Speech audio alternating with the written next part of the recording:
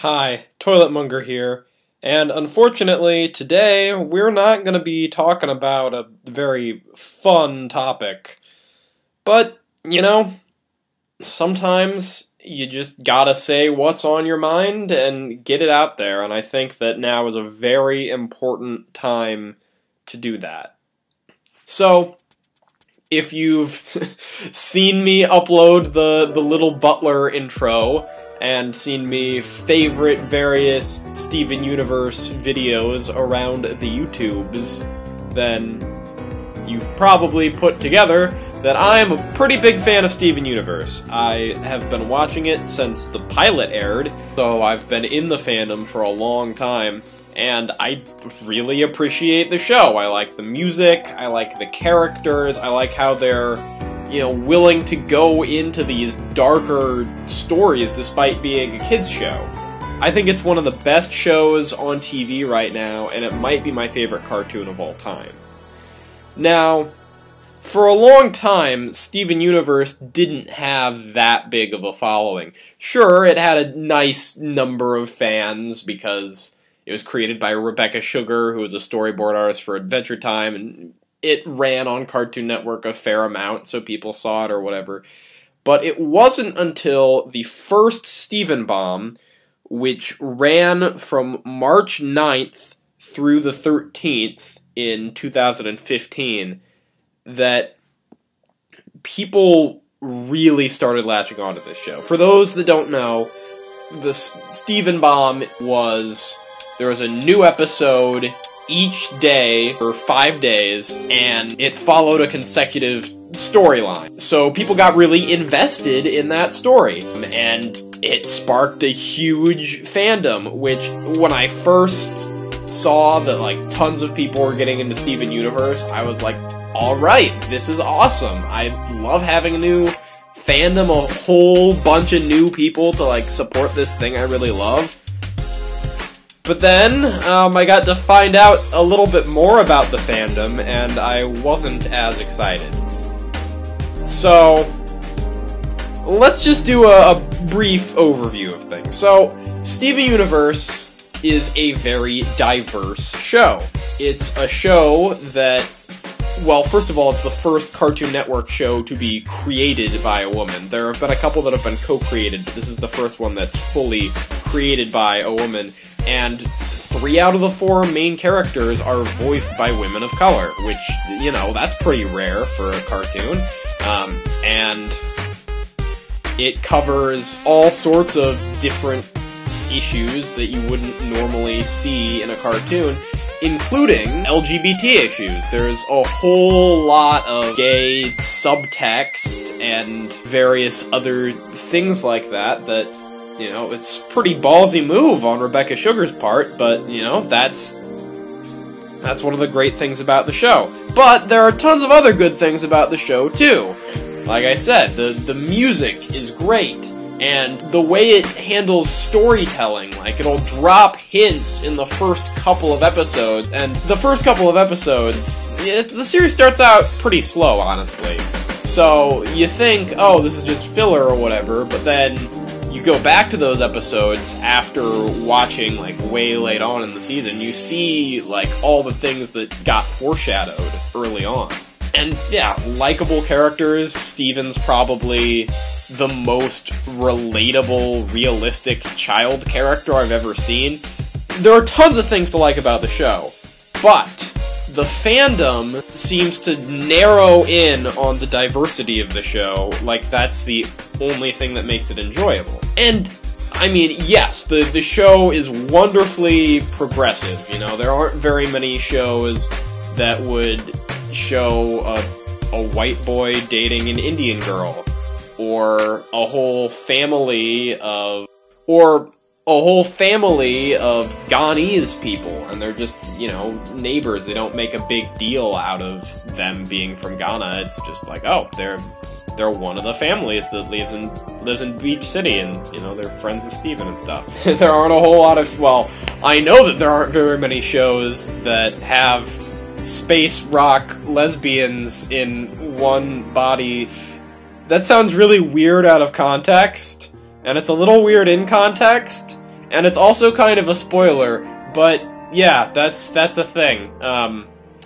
There are two space rock people that love each other so much that they're constantly fused as one person.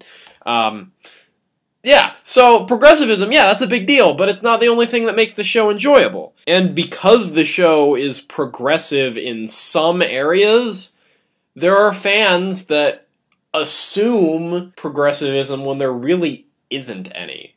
Like, for example, 2 out of the 3 crystal gems that serve as Steven's sort of guardians have shown signs of being lesbians, or at the very least bisexual. But one of them really hasn't. In fact, there's one episode about her and Steven's dad, like, having a thing together.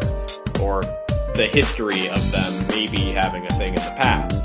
There's nothing to really hint that she's a lesbian or bisexual or anything, but fans are like, well, if if Garnet and Pearl are lesbians, then Amethyst is a lesbian, duh, and they start shipping her with just random female characters from the show. And then there's one episode where Steven dresses up in this, like, mini skirt, like, female dancer costume because his friend was going to perform at the talent show, and then she got nervous, and so he filled in the role for her. And people took that to mean that Steven's transgendered. I'm sorry, but wearing a dress does not automatically make you transgendered. If that were the case, then pretty much every person involved in theater would be transgendered. But, ironically, despite all of this, emphasis on progressivism and assuming things are more progressive than they actually are, the Steven Universe fandom likes to shut people out. For example, when the show first started to get really popular, the people that run Equestria Daily, which is a My Little Pony fan site, wanted to make a Steven Universe fan site. But the Steven Universe fandom started this big hullabaloo about it because they didn't want their fandom to turn into the brony fandom. They didn't want, 20-year-old guys.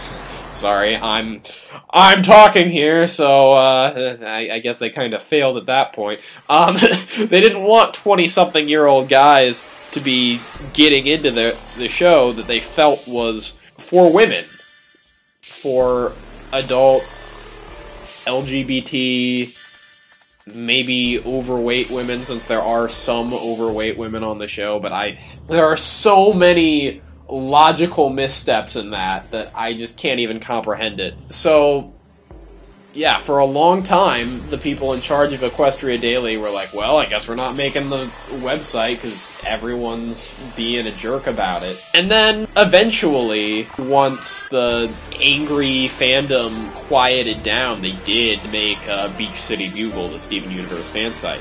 But, yeah, there was a lot of hullabaloo involved in that. And the thing is, Steven Universe is not for any particular group. You can tell that just by the basic structure of the show. I mean, it follows a group of 4 characters, and 3 out of the 4 of them are voiced by women of color, and 2 out of the 3 of those 4... Oh, that's confusing. 2 of the 3 of those guardians are, involved in lesbian relationships. But it still centers around a white male kid. So, yeah, like, it's obviously very open to female viewers and older viewers. I mean, there are a lot of adult themes, and LGBT viewers, but at the same time, you don't see something like the original My Little Pony or any of those Barbie movies or whatever having a whole bunch of female characters supporting and then following a main male character. Like, they obviously did that to have some sort of connection to male viewers. And the thing is, like, there are plenty of, like, other white characters, like, for example, Onion, or Sour Cream, or Mayor Dewey. There are plenty of other male characters, like, well, there you go. There's that again. And there are plenty of noticeably straight characters. Like, there's a whole will they or won't they dynamic with Lars and Sadie. And one of people's favorite episodes of the whole series is about Steven and Connie fusing together, and it could be taken as a metaphor for, like, all of the firsts in a relationship, including sex. Which, I mean, that's another thing that's progressive about Steven Universe and is really cool. But it's really ironic to try and shut out straight people from a series when one of the most famous episodes is specifically about straight relationships. Anyway, I'm getting off on a tangent. So eventually the Beach City Bugle went up, and, you know, that could have been the end of it. But it wasn't. It was not anywhere near the end of things.